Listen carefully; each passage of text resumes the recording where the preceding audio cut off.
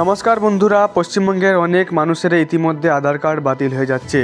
একটি নোটিশের মাধ্যমে জানানো যাচ্ছে যে আপনার আধার কার্ড বাতিল হয়ে গিয়েছে এবং এই বাতিলের সমস্যা দূর করার জন্যই পশ্চিমবঙ্গ সরকার অর্থাৎ মমতা সরকার আজ একটা নতুন পোর্টাল চালু করলো, যেখান থেকে একটি নতুন কার্ড দেওয়া হবে যাদের আধার কার্ড বাতিল হচ্ছে তাদেরকে।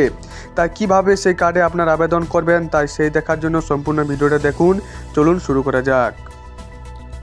যা যা কমপ্লেন আসবে আমাদের কাছে দেবে, আমরা একটা বিকল্প আধার কার্ডের যে বিকল্প যাতে তারা কোনো অধিকার থেকে বঞ্চিত না হয়, আমরা সেই কার্ডটা ইতিমধ্যেই তৈরি করব এবং তৈরি করে আমরা 3-4 দিনের মধ্যে লোকের কাছে পৌঁছে দেব।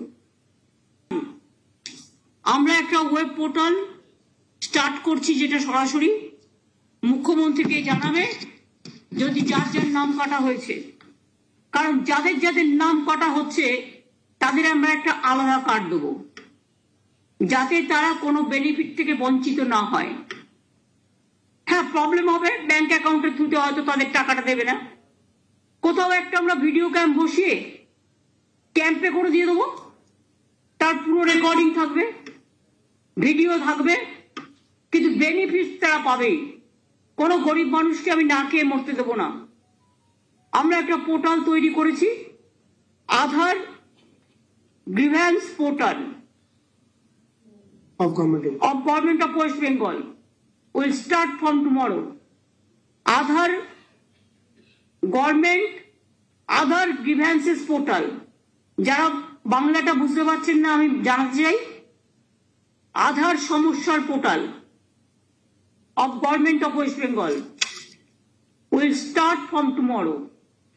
যাদের কার্ড ডিঅ্যাক্টিভেট করেছে ইমিডিয়েট তারা যেন আমাদের জানায়, কারণ তারা যাতে যে সুবিধাগুলো পাচ্ছিলেন কোনো সুবিধা থেকে তারা যাতে বঞ্চিত না হয়, তার নাগরিকত্বের অধিকার থেকে, তার গণতান্ত্রিক অধিকার থেকে, তার অর্থনৈতিক অধিকার থেকে, তার সামাজিক অধিকার থেকে, তার সাংস্কৃতিক অধিকার থেকে, সেটা দেখার কাজ হচ্ছে পশ্চিমবঙ্গ। সব ইনফরমেশন নিয়ে এমনকি বডি স্ক্যান করেও তো করেছিলেন, কার কি অসুখ আছে সেটাও তো জেনে করেছিলেন।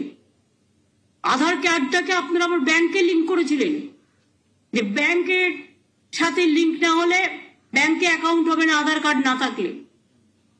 নোটবন্দির নামে মানুষের উপর অত্যাচার করেছেন, আধার কার্ডের নামে উপর অত্যাচার করেছেন। আধার কার্ড করতে গেলে 1000 টাকা করে নেওয়া হয়েছে এবং এটা স্টেট গভর্নমেন্টের হাতে ছিল না, এবং স্টেট বলে দেওয়া হয়েছে আধার কার্ড ছাড়া কেউ কোনো বেনিফিট পাবে না।